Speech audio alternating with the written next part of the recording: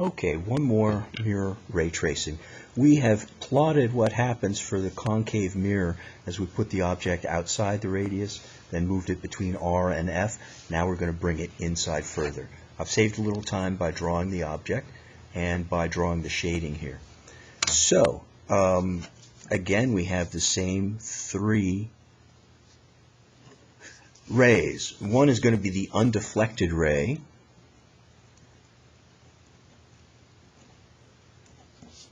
And that ray is going to be, any ray coming from the radius is going to be undeflected. So let's choose the one that comes from the radius headed towards our friend the arrow. All right, I'm going to draw it all the way to the vertical line as one does.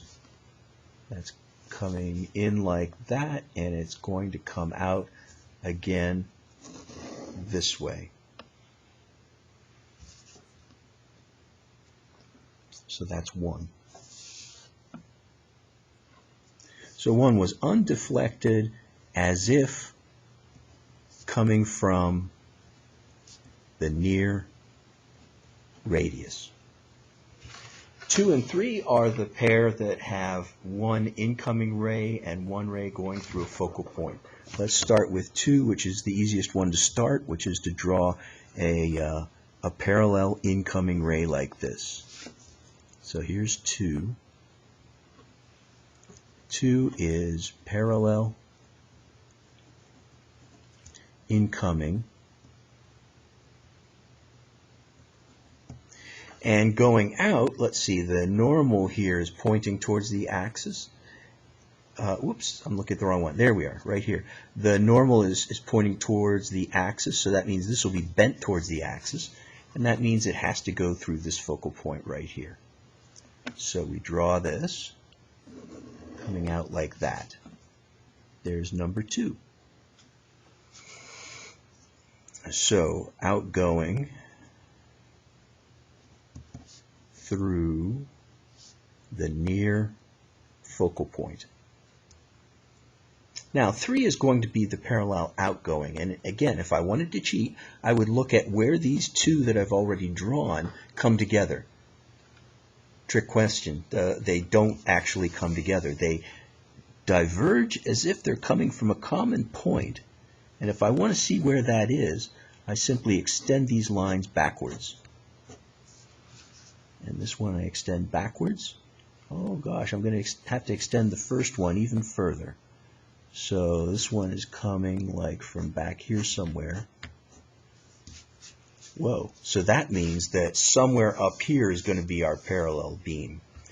Now, that parallel beam has to have something to do with the focal point, and so it'll be just like the first beam, a beam that appears to be coming from the focal point, like this. And when I get to the place where that vertical line is, and I have to extend it a little bit, it's going to be right at the top of the page. Let me just lower things a little bit. And so these guys here, oh yeah, what's it do? It comes out parallel then. So there's the parallel beam. This is number 3. It was number 3 here. And number 3 was incoming as if coming from the near focal point. And it will be parallel outgoing. Now, just like the others, it's diverging. It's diverging from the others, so that means I need to extend it backwards. I'm going to extend this as far to that side as I can, and now try to extend these other ones even further than I extended them last time. So here goes. This one goes something like that, and this one goes something like that. All right, this is the worst one that I've drawn so far because they're not converging at a single point, but they converge within the same general area. So clearly there is some error on my part, but if I try to see where the common center is, it's right about here. So that means that I have an image that's approximately out here. So let's look at the properties of our images. Real or virtual? Pause the video if you have to think about this. Real or real or virtual?